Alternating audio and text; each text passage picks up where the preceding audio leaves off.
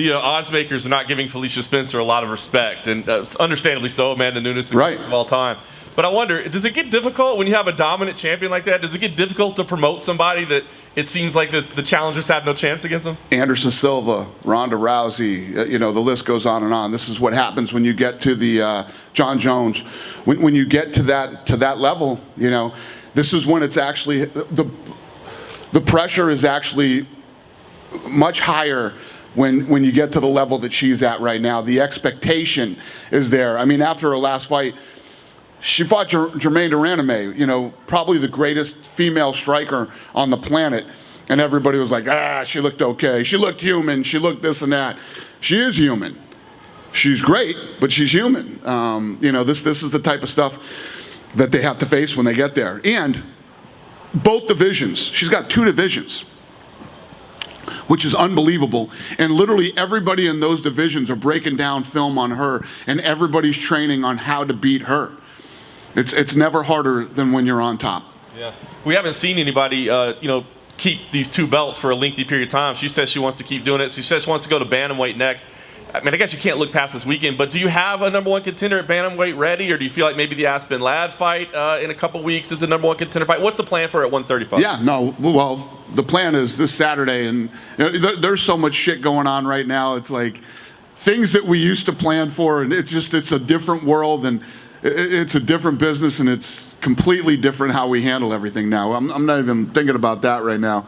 There's so much other craziness going on, Yeah, it might be a similar question then, but Aljamain Sterling and Corey Sandhagen seems like a #1 contender fight. Yeah, I agree. Are you kind of eyeing that as the winner gets a title? For sure. Yeah. And is the plan at 135 still Jose Aldo and Peter Yan? Yes. Do we have a date, a confirmation for when that's? I think I prematurely announced it like I do sometimes, so we don't have all the info on that yet. That's funny. I want to ask you you mentioned John Jones. I want to ask you for an update. Have you had a chance to talk to him at all? And he's saying he wants to give up the belt. Are you recognizing that, or what's the plan? Yeah, we haven't talked. Listen, John Jones is, in my opinion, the best to ever do it. Let him take some time, and we'll get it figured out. But no, he and I have not talked. Do you think you will? I mean, I know you said he normally talks to Hunter. Do you think that's a situation that you need to get control of? I don't know. He and I have had plenty of fights in the past, and this isn't the first, and it won't be the last. So, I don't know. Listen, we're going through some weird times right now. I mean, I just saw Masvidal saying, I want more money. It's like the whole fucking world is losing their minds right now, man. It's crazy. So, I don't know. I was going to ask you about Masvidal. What do you make of that? I mean, obviously it's just happened. I think everybody wants more money. I think everybody wants more money. I mean, in all these other sports, you have, and Masvidal says you got enough money to buy islands. Let me repeat for the fucking billionth time. I did not buy an island. Okay, we did not buy an island, and the reason we're doing the island is so that fights can go on, and these kids from Europe and the rest of the world can make money and can work. So I think a lot of people are really I don't know if it's frustrated and confused or what the situation is right now. These other sports are trying to figure out negotiations how people will play for half the money they were going to play for before, and some of these other sports might not even go this year the way that it's looking. Who knows? So people are losing their minds. Listen, I said it when we were going through the pandemic, and the media was asking me, well, what if fighters are worried and don't want to fight? Well, you don't have to fight. Anybody that doesn't want to fight doesn't have to fight, including Masvidal and John Jones and all these other guys, and it doesn't have to be because of a pandemic. These guys are independent contractors. This isn't like the NFL where I can make you come to practice and you do this, or you're going to get fined, or you're going to get this. These guys can do whatever they want. They can say whatever they want. I had a big thing the other day with a reporter about fighter pay. They can come out and tell you what they make any day of the week. They can do any of that stuff. These guys can do whatever they want. So they don't have to fight. Yeah. And we're not begging people to fight. We're offering fights because in our contract, I have to give you 3 fights a year, right? I owe you 3 fights a year. You have the ability to turn them down and not take them. So they can do whatever they want. Last thing for me, Danny, I'm curious if you've seen the situation with Tim Sylvia, obviously former UFC champion. He's taken to social media. I guess the screws that were put in his arm because of the Frank Mir fight are backing out, and he's getting infected, and he's looking for money. He's saying the UFC won't handle him medically. Have you heard about From me? Not from you, but not from you particularly. But I'm curious if you had heard. The last time Tim Sylvia fought here, 15 years ago? And how many fights has he had in between that and there with a million other organizations? No, I didn't see that.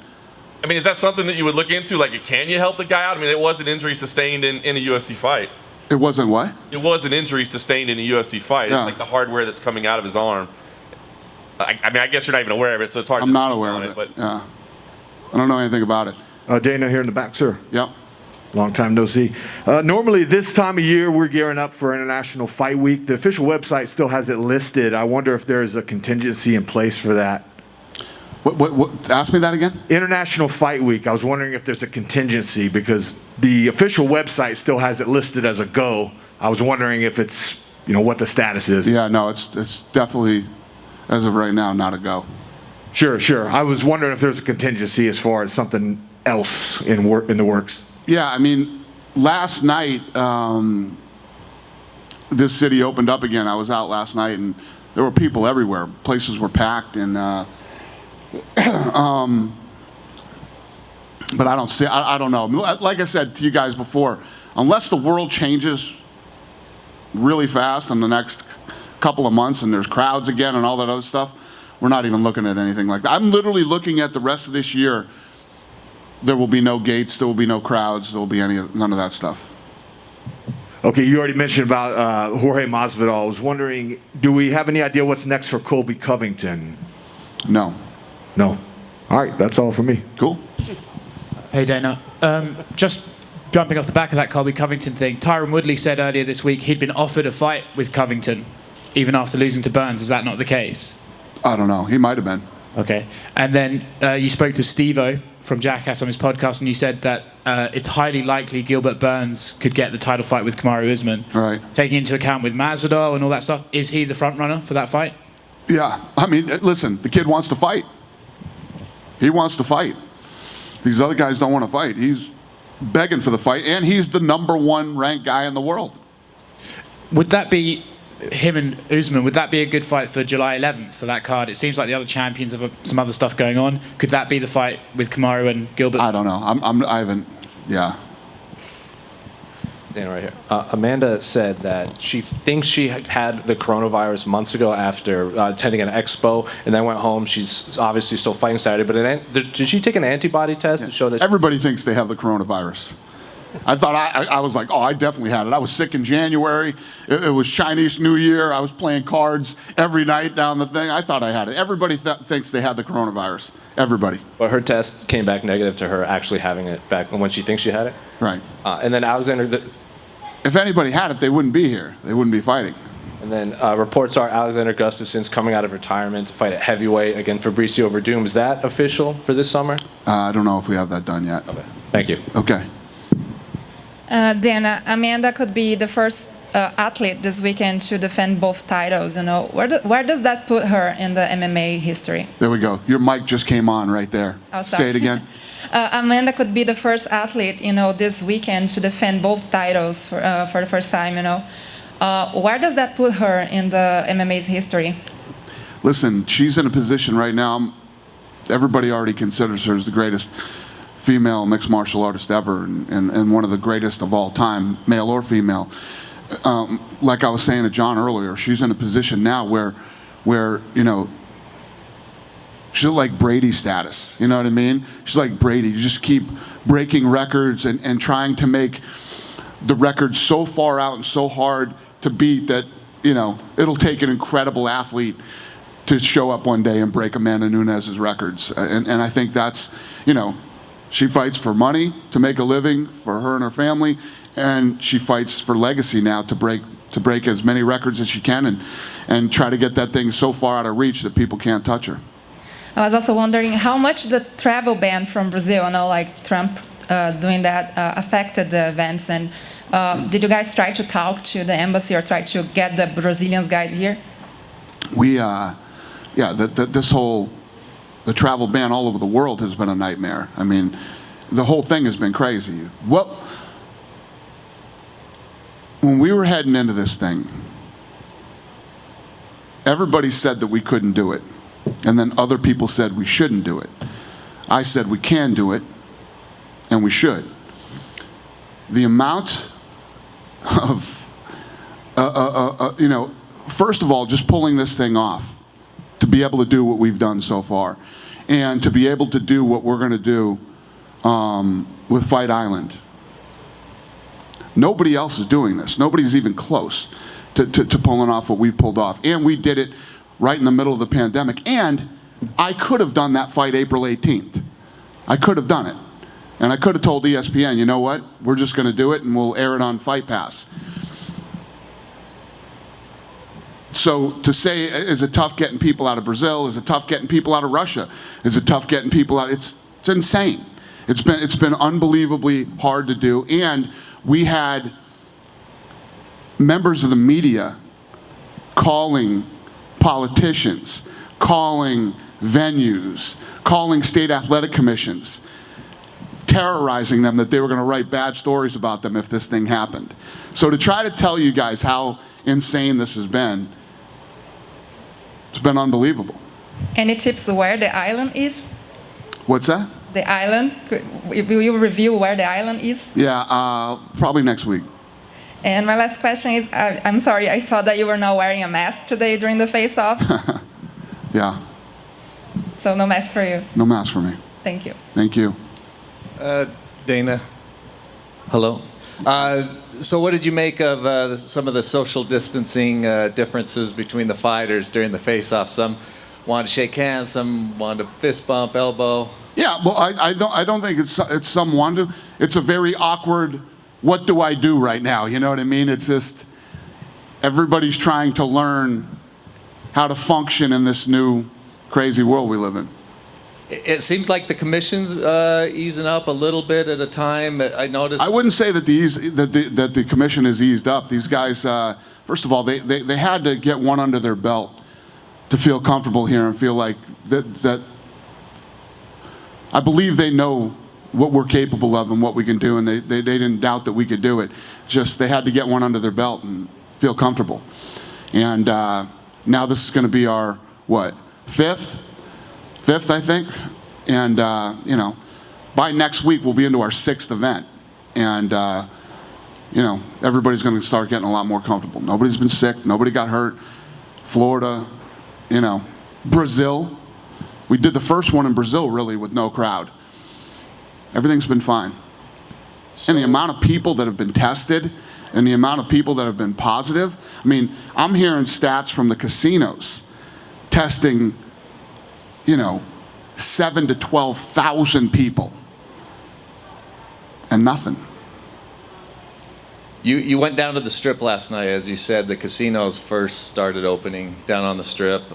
What did you make of the experience? It's pretty crazy. I mean, I went to the Bellagio and they have like hand washing stations everywhere where you can wash your hands, and they have the sanitizer all over the place and wipes, and then you have the dividers at the tables and all this stuff. It's going to be interesting to see how all of this plays out. I'm assuming that this stuff's going to go on for a little while and then just all disappear eventually. I was there too last night. The blackjack tables, it looked like they had the plexiglass screens, only 3 people a table. Did you play anything, and what was that? Did it hinder the experience, or? I did play, and the dividers aren't a big deal, but the glass between you and the dealer is kind of weird. Yes, and what's your take on what's going on in the country? With the protests, the riots, the unease that's going on. What do you mean? What's your take on all the madness? It's madness. I mean, I don't even know what to say to that. It's fucking crazy. For Telemundo, hello. Regarding the last question.